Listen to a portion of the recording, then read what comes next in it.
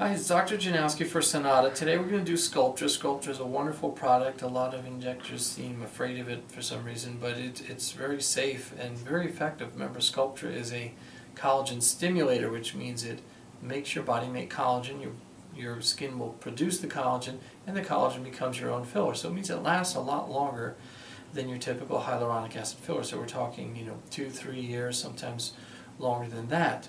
And so the other nice thing about Sculptra is you can build it up to where you like it, and then over several sessions, typically we're doing 2 vials 3 times 6 weeks apart.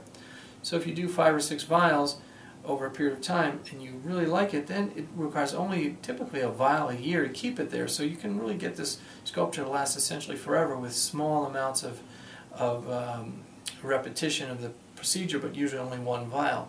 So today we're going to do 2 vials, and Sculptra is really good for the outer part of the face. So we're talking about areas like the temples, the lateral cheek, for some people the medial cheek, and then the hollows underneath the cheek. So for athletic patients, people who are fit and otherwise losing a lot of volume in the face, it's a great way to revolumize in a natural way, because Sculptra will grow slowly and it will look great over time, and we can't overdo it because you're always putting in less than you know that you need.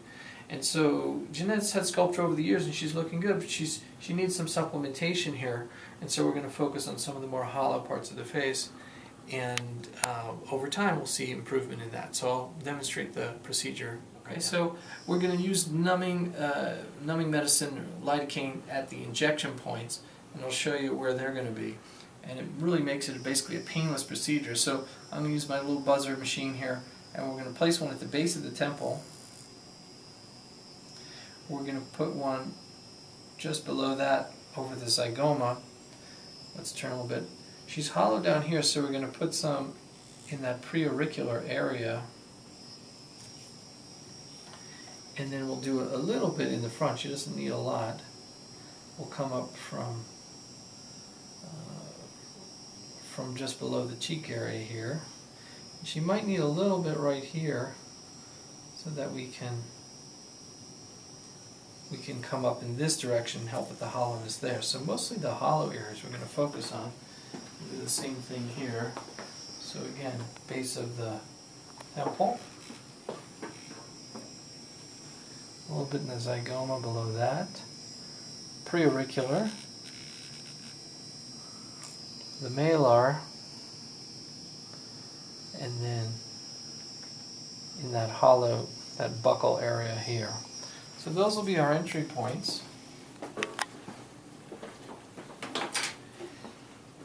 And for the only area we're going to use the needle, the cannula, is the temple.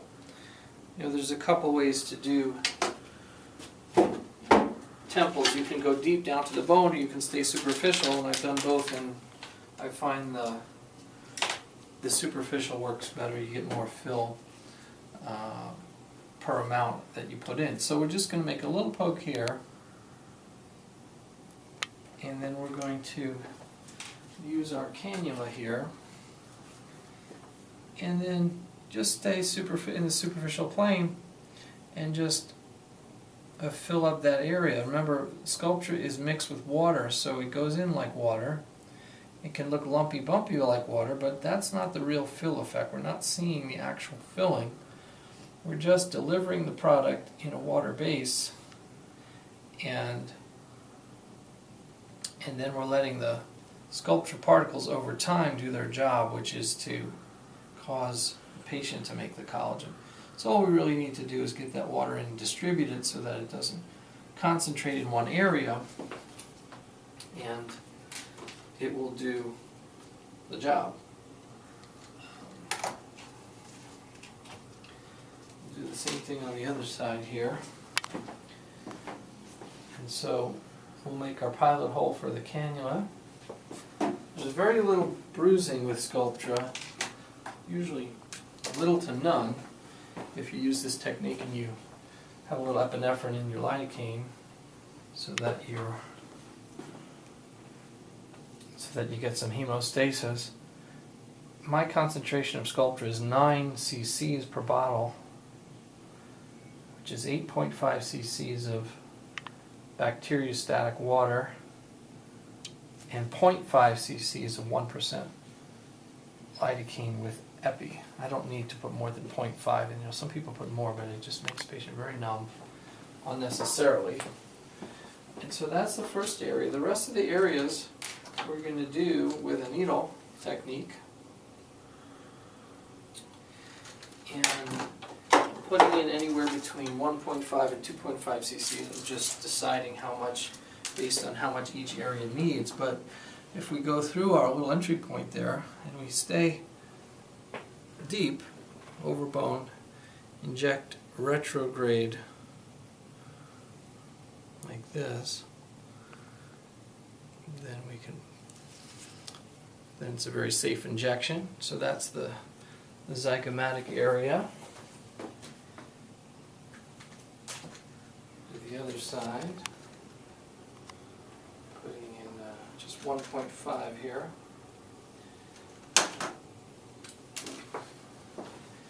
And I always do both sides like mirror images because I want everything to be symmetrical, so I'll do each area bilaterally before I go to the next area. And so we're just keeping it close to bone. And again, this is just water. It doesn't matter really what it looks like. It's not what you're going to get. Sculptra lays down very naturally. It has a very natural look to it, which is one of the things people like about it. It's a very forgiving product.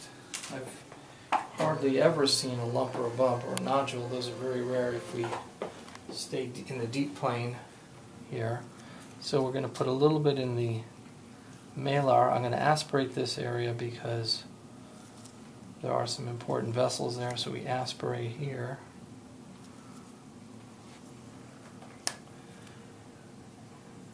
And then we inject retrograde all the way along here. Good. This area gets quite hollow here, especially if we're augmenting the cheek. So I bend the needle a little bit, and this is one of the areas you want to stay superficial. Inject anterograde, which is hydrodissecting, up into this zone here, and fill that little triangular space there. Staying superficial, you don't want to be deep. There's a parotid there. If we run into any blockages, I just simply will put a little negative pressure and snap it like that. Typically that will resolve blockages. There we go. Sculptra is prone to blockage, so there's really 3 steps to unclogging it. Step 1 is you simply do what I just did. You create some negative pressure. Step 2 is you pull the needle out and try to express the product out. And number 3 is you change the needle. So let's do this. A little bend on the needle, and then we're going to hydrodissect. Let's turn a little more. And then we're going to fill in this little space here. It's an important space. It looks great when you fill this in. And then we have just a little bit left here. So let's see what we got left.